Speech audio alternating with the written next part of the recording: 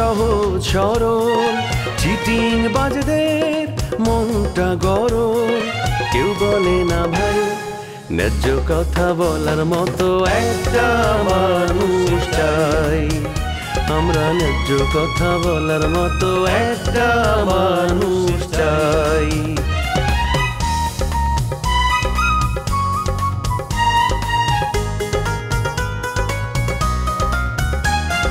সৎ মানুষের ভাঙ্গা বাড়ি ধান্দা বাজরা নেয় যে গাড়ি কেমন নিয়ম ভাই উচিত কথা বলার মতো একটা মানুষ নাই উচিত কথা বলার মতো একটা মানুষ নাই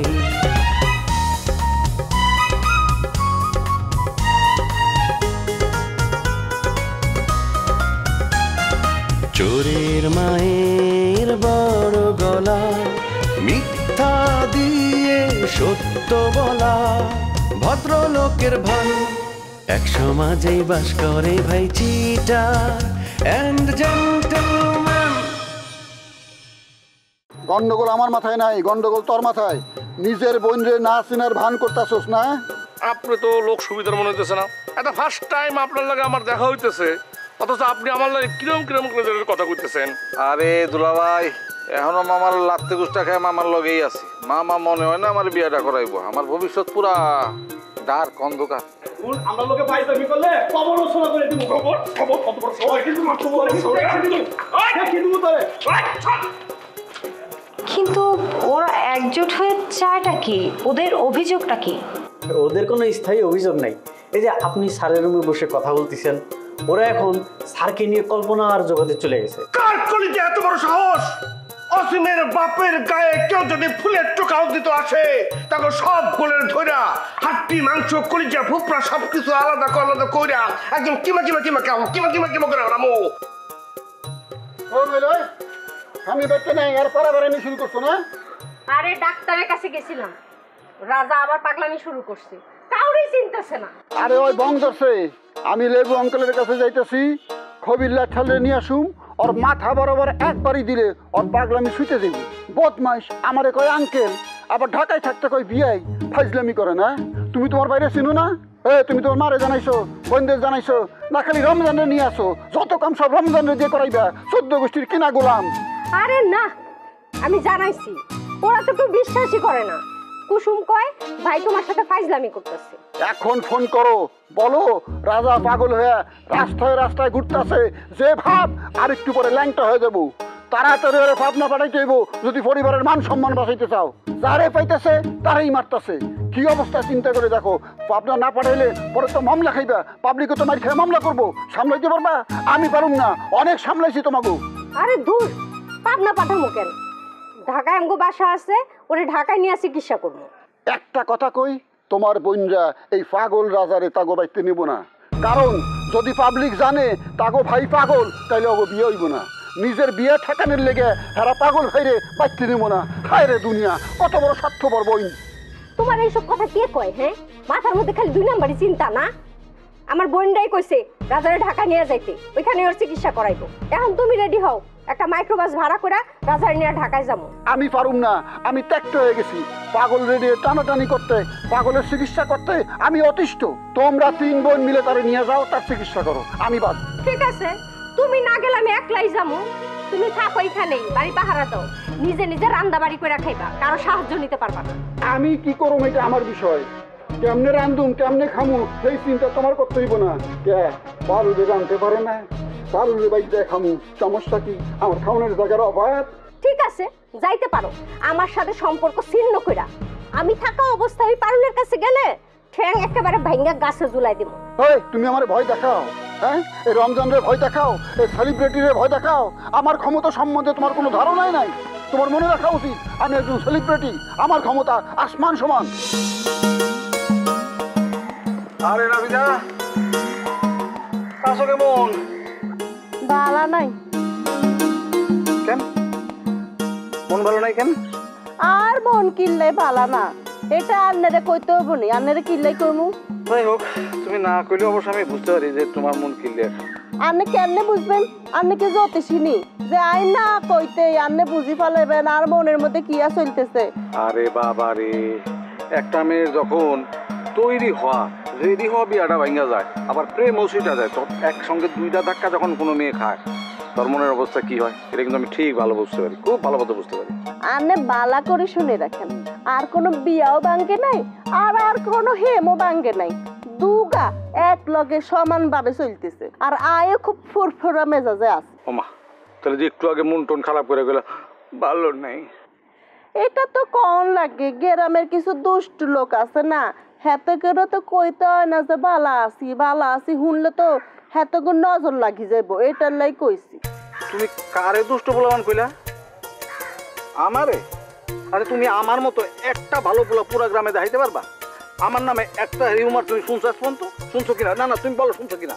শুনো না, এই যে তোমার মতো এতগুলি গ্রামের মেয়া আমার সামনে যে গুড় গুড় গুড় গুড় গুড় গুড় করতেছে, আমি একজনরে অফার করছি আই লাভ ইউ করছি, তুমি কইতে পারবা? আনগো গ্রামের মাইয়া করে আই লাভ ইউ কনের মুখ আছে নিয়ান্নের, কারণ আনগো গ্রামের ব্যাক মাইয়া রয়েছে শিক্ষিত আর আন্নে হচ্ছেন অশিক্ষিত। হ্যাঁ, শিক্ষিত মাইয়ারা আন্নের মতো অশিক্ষিত হেমি পছন্দ করবো নি? আরে বাবারে, শিক্ষা দিয়ে দিয়ে তোমরা পানি খাও, এই শিক্ষা দিয়ে দিয়ে পানি খাও দেখে না এই যে এত বয়স হয়েছে আজ পর্যন্ত বিয়াটা করতে পারো না। আর তাছাড়া এই যে রোমিওর সাথে তুমি প্রেম করতে, হ্যাঁ কি জানি করতো, সে পিএইচডি করছিল না, বিরাট শিক্ষিত না সে? শুনেন, রোমিও শিক্ষালয়ে খোটা দিবেন না, রোমিও শিক্ষিত না হতে পারে হাতে কলমে, কিন্তু রোমিও এমন একটা কাম জানে, সে এত বড় ক্রিয়েটিভ লোক যে শিক্ষিত লোকরা হাতের এই কাজের জায়গায় অযোগ্য।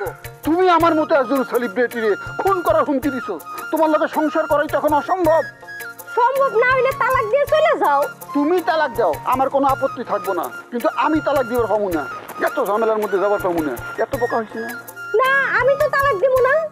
তুমি তালাক দিবা, তারপরে ভরণ পোষণের জন্য 10 লক্ষ টাকা আমারে দিবা, আর তা না হইলে আমি নারী নির্যাতনের কেস দিব। আমারে বেচলেও তো 10 লাখ টাকা হইব না। তুমি আমার উপরে নির্যাতন করতেছো, আমি ইচ্ছা করলে এখন পুরুষ নির্যাতন মামলা করতে পারি। তুমি আমার সাথে কত অন্যায় করছো, কত দুর্ব্যবহার করছো, আমার শরীর রাগে দুঃখে জ্বলে গেছে, তারপরে আমি তোমার গায়ে হাত তুলি নাই।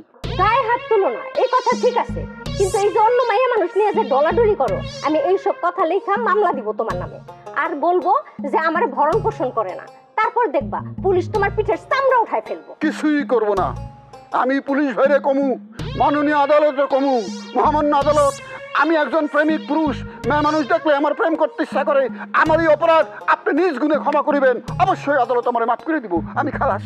আমার জীবনে একটাই দুঃখ, একটাই আফসোস, তোমার ভাইয়ের লেগে, তোমার বোনের লেগে, তোমার মায়ের লেগে, তোমার লেগে আমি জীবন বাজি রেখে কাম করে গেলাম, কিন্তু তোমাকে কারো মন পাইলাম না, কারো ভালোবাসা পেলাম না, কারো প্রেম পাইলাম না, অবহেলা ঘৃণা সবকিছু পাইছি। এটা আমার বিরাট দুর্ভাগ্য। আমিও কম সহ্য করি নাই, তুমি কিছুই করো না, তারপরে পায়ের উপর পা তুলা এ বাড়িতে খাও। আমার ভাই বোনরা তোমারে কিছু কইছে? আমি কিছু কইছি? আমার মা কিছু কইছে? আমার বোনেরা তোমারে ঢাকায় নিয়ে গেছে, এখন পর্যন্ত আমি যাই নাই, এটা কি কম সম্মানের ব্যাপার? শিউলি কুসুম আমারে সম্মান করে, সেটা আমি মানি, তাগো ভালোবাসায়, তাগো মায়ায় আমি এই সংসারে টিকে আছি। আফসোস, আমার বউয়ের কোনো ভালোবাসা পেলাম না, কোনো প্রেম পেলাম না। ও আচ্ছা, আমার ভালোবাসা যদি না পাইতা তাহলে এই বাড়িতে টিকতে পারতা? ঢং, চলো বাড়িতে চলো। রামু চলো, অসুবিধা কি? নিরুপায় পুরুষের উপায় হইতেছে বউয়ের পিছে পিছে যাওয়া। আগে যাও। আচ্ছা দেখো নাফিজা, শোন, আমি কি চেয়ারম্যানের ভাগিনা? চেয়ারম্যানকে এই গ্রামের সবচাইতে ধনী, সবচাইতে বড় লোক মানুষটা। আমার মামার কিন্তু কোনো ছেলে নাই, যেহেতু তার কোনো ছেলে নাই, তার সম্পত্তির অর্ধেক ভাগ পাবো আমি। তাহলে এই গ্রামের সবচাইতে যোগ্য লোক কে হইল? আমি হইলাম। তোমার এই যে বললা তোমার বিবাহ ঠিক হয়ে আছে, যদি বিবাহ ভাঙা যায় তুমি কিন্তু আমার কথা ভাবতে পারো। এই তো হনের আর কোনো সুযোগ নাই, রোমিও গ্রামে আসতেছে, হেতনে আসলি হাতের সাথে আর বিয়ে হয়ে যাইব। আচ্ছা আমি না তোমার কোনো কথাই ঠিক মতো বুঝতেছি না। একবার কইলা কানাডায় যায় তুমি বিবাহ করবা, এখন আবার কইতাছো রোমিও এলেই তোমার সাথে বিয়ে হইব। তোমার আসলে কোন কথাটা আমি বিশ্বাস করুম কত একটু? আর কথা বিশ্বাস করার দরকার কি? হ্যাঁ, আন্নেরও আর কোনো প্রয়োজন নাই, আরও আন্নের কোনো প্রয়োজন নাই। নাফিজা, জীবন একটা বিরাট ভুল করতেছো, সাদা জিনিস পায়ে ফেলতেছো। আমি যদি খালি বিয়েটা টাস করে ফেলাই না, তখন বুঝবা যে হাতছাড়া করলা কি। আরে করি ফেলান না, তাড়াতাড়ি বিয়েটা করি ফেলান, দাওয়াত দিয়েন, আসি খাই যাইম, কিছু গিফটও করে দিউম কেন? আর তাড়াতাড়ি করে ফেলান। কবে করবেন? বয়স তো বেশি হয়ে যাইতেছে, পরে তো আর মাইয়া খুঁজে পাইবেন না। আরে বাবা রে, ফেসবুক চালাও না নাকি আজকে? পুরুষের বয়স কোনো বয়স দেখো না? ইদানিং পয়সা পাতি থাকলে কচি কচি মেয়েগুলিও বুড়া বুড়া বেটাদের সাথে বিবাহ বসে, অসুবিধা নেই। কিন্তু এখনো তো আসে নাই, তাই এত বড় বড় কথা কওয়ারও দরকার নাই। আরে বাবা রে, এই এলাকার মেয়েগুলো কথা আর কইও না, বুঝছো? এই এলাকার মেয়েগুলো কি করে জানো? দেখা শুনে, মানে ভালো মন্দ তোরা বুঝেই না, দেখা শুনে ওই যে গাঞ্জের পোলাবান আছে না, পঁচাদের পোলাবান, ওটির লোকে ঘোরাঘুরি করে, শেষের দিকে ধরা খায় কান্দাকাটি করে। ব্যাক মাইয়ারা কান্দে না, আই আসি। আচ্ছা বাবা রে বাবা, দেমাগ কত, দেমাগ দেখলে আর বাঁচি না।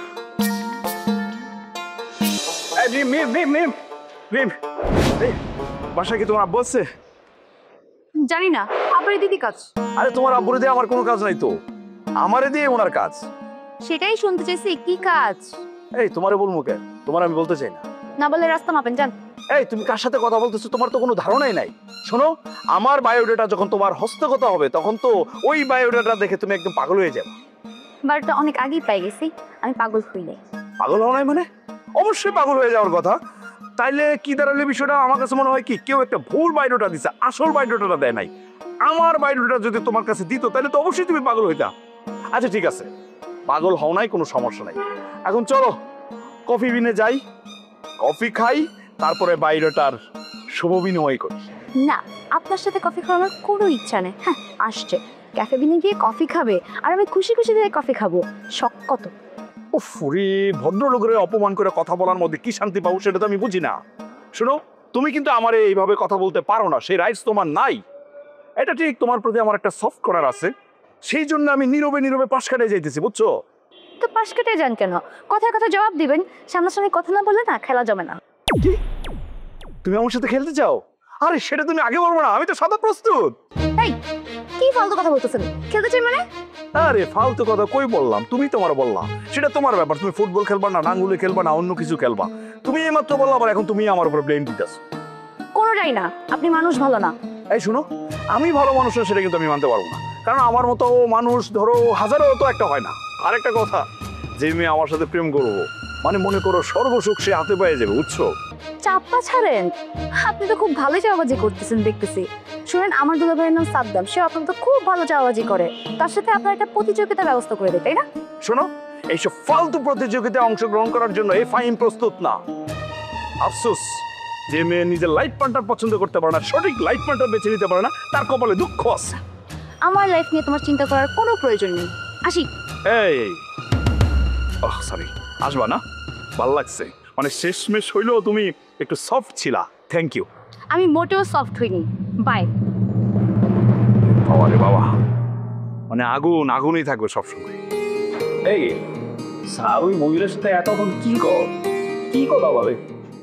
আমরা কিভাবে জানবো? তুমি ভিতরে গিয়ে চেক করে আসো। আচ্ছা, আমি বুঝতেছি না নবাব শয়তানটা ঘরে যে কি করতেছে। ও আসলে একটা ফাজিল, অবশ্যই আমাদের সম্পর্কে খারাপ কোনো কথা বলতেছে।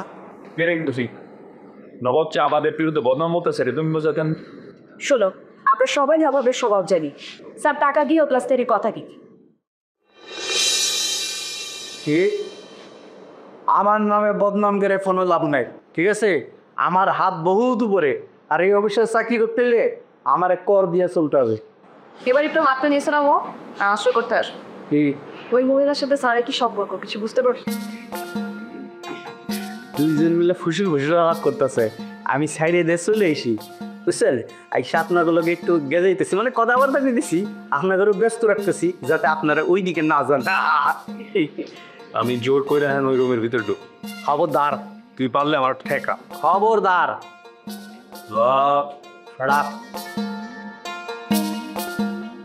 চুপ করে বসেন, বসে কাজ করেন। ওইদিকে দেখেন, আমার দিক চেয়ে দিছে, রূপ তো গোজাইলে সব দাঁড়িয়ে হয়েছে। ঠিক আছে, তাহলে আজ উঠি। একটু বসুন, হ্যাঁ গল্প করি। এমনিতেই আমাকে নিয়ে আপনার অফিসে অনেক গসিপিং হয়, এর মধ্যে যদি এতক্ষণ বসে আমরা আলাপ সালাপ করি, বাহিরে কিন্তু ঝড় হয়ে যাবে। ঠিক আছে, তাহলে উঠি। আরে আমি যাবো।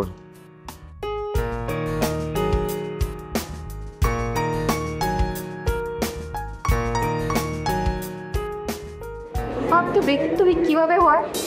মিনিমাম একটা ব্যক্তিত্ব না থাকলে এরকম একটা লোকের সাথে কাজ করা তো কষ্টকর। ভাই তো শুনেন, আপনার ভালো না লাগলে চাকরি ছেড়ে দেন, স্যারে তো আপনার জোর করে রাখে নাই।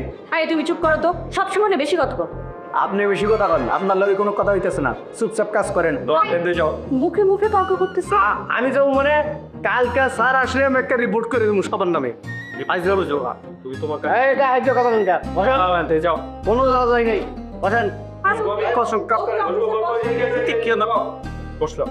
হ্যাঁ কাজ করেন, এবার যাও কাজ করেন। ছোট ছোট দেখতেছি মানে এখন কি ওর কথা ভাবে চলতে হবে নাকি? বুঝলাম না আমি। আমার কথা চলছে কই নাই। আমি কি উঠা কি করি? আমি তো এই বসতেছি না। নবাব ঋণে তো মাথা কামানো। আর ও কি আচরণটা করছে সেটা তো দেখবা। দিন দিন ওর সাহস বেড়ে যাচ্ছে। আপা, কি শুনতেছি? কি শুনছিস? আমাদের 6 নাকি ভাড়াটিয়া উঠবে? হ্যাঁ, একটা ছোট ফ্যামিলি উঠাবে। ছোট ফ্যামিলি? ব্যাচেলার উঠাচ্ছে, ওয়াসিম ভাই বললো। উঠলে উঠবে, তাতে তো আমার কোনো মাথা ব্যথা নাই, আমার কিছু যায়ও না আসেও না। তোরা তো চিন্তা হইতেছে কেন? তোর কোনো সমস্যা? আমার তো অবশ্যই সমস্যা আছে। আমার সবচেয়ে বড় সমস্যা আমার বাবা মা। আমি একটা ইয়াং আনমেরিড মেয়ে বাসায় থাকি, আমি থাকতে ব্যাচেলার কীভাবে ভাড়া দেয়? আব্বা আম্মা এই বিষয়টা নিয়ে প্রতিবাদ জানাবে, মিটিং করছে। তার কথা মতে যদি ভাড়া দেয় তাহলে ব্যাচেলার মেয়েদেরকে দিক, ছেলেদেরকে না। ব্যাচেলার মেয়েদেরকে যদি ভাড়া দেয় সব থেকে বেশি মজা পাবে তোর দুলাভাই। শোন, তোর দুলাভাই যেন ভুলেও এই কথা না জানে। আর মিটিং মিছিল করে কোনো লাভ নাই। আব্বা যেহেতু বলছে যে ভাড়া দিবে, সে যা বলছে তাই করবে। ব্যাচেলার উঠলে ভালোই হবে। আমি চাই 6 তলায় ব্যাচেলারই উঠুক। কেন? তুই কেন চাস? তোর কি লাভ? আরে যদি দুই একটা ভালো ছেলে পাই তাহলে আলাপ করে প্রেম করা শুরু করে দিব। Very good idea. প্রেম করার জন্য জ্যাম ঠেলে এদিক ওদিক যাওয়ার লাগবে না। প্রেমিক হবে গৃহপালিত। আমার তো সে আশায় ঘুরে গেল। আরে বিয়ে হয়েছে তো কি হয়েছে? আধুনিক যুগ, এখন তো পরক্রিয়া প্রেমই বেশি মজা আপা। আমার জন্য তো অনেক ভালো হবে। আর এত জ্যাম ঠেলে সময় নষ্ট করে এক এলাকা থেকে অন্য এলাকায় যে প্রেম করা অনেক কঠিন। সময় ঠিক রাখা যায় না, প্রেমও হয় না। এত জ্যাম ঠেলে যায়, ভালোবাসার কথা কইতে গেলেই তো মুড অফ হয়ে যায়। ইয়াল্লা, আমি তো তোকে সাদা সিধা ভাবতেছিলাম, এখন তো দেখি তুমি তো প্রেমের জাহাজ। তুমি তো আমার থেকে 3 ডিগ্রি উপরে। বড় বোন হয়েও একটা প্রেম করতে পারলাম না, আব্বার কথায় বিয়ে করে ফেলাইলাম। আরে এই যে অভিজ্ঞতা, এই অভিজ্ঞতাটাই এখন কাজে লাগাইতে হবে, কারণ এখন বাসার উপরেই ছেলেরা থাকবে। আপা তুমি আমার সহযোগিতা করো, তার বিনিময়ে আমি একজন বয়স্ক লোক তোমার জন্য জোগাড় করে দিব। ঠিক আছে, আমি তোকে সাহায্য করব। যারা তোর প্রেমে বাধা দিবে আমি তাদের বিরুদ্ধেই প্রতিবাদ করব। আমি শুনলাম মসিম ভাইও চায় বলে ব্যাচেলার গার্লস। আমি তো বললাম না, শুধু ভাইয়া না, তোর দুলাভাই হইতেছে। দুলাভাই যদি চালাল তোমার কপাল করবে।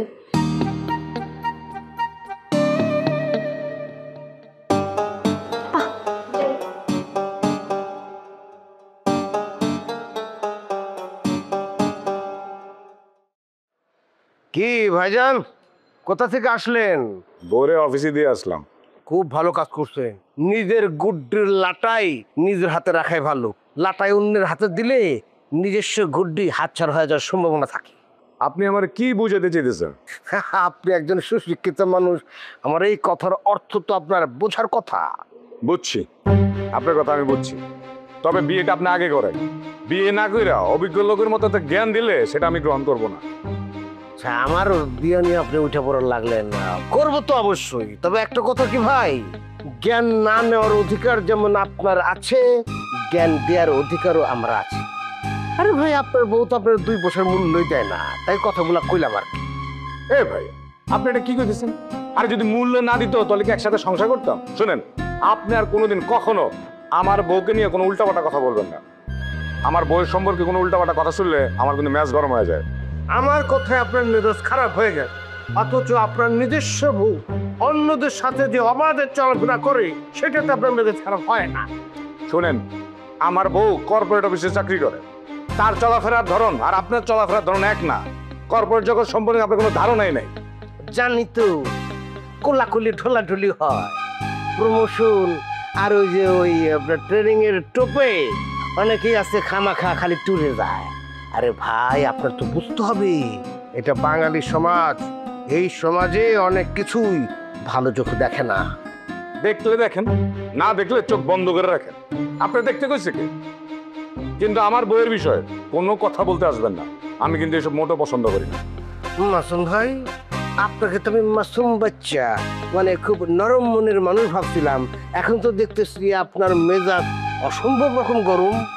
অবশ্যই গরম। শুনেন, আপনি আপনার আব্বারে বলে দিন আমাদের অ্যাডভান্সের টাকা ফেরত দিয়ে দিতে। আমরা আগামী মাসে এই বাসা দিয়ে চলে যাবো। ভাইজান, আপনি মনে হয় আমার কথা একটু রাগ বিশ্বাস করেন। আমি কিন্তু আপনার মনে কষ্ট দেওয়ার জন্য এক কথা বলে এইভাবে বলি নাই। তো যাই হোক, যেটা হইতে ওকে আপনি আমার আব্বার খেলে এই সমস্ত বিষয় দিয়ে না পাইন। আচ্ছা ঠিক আছে, বলবো না।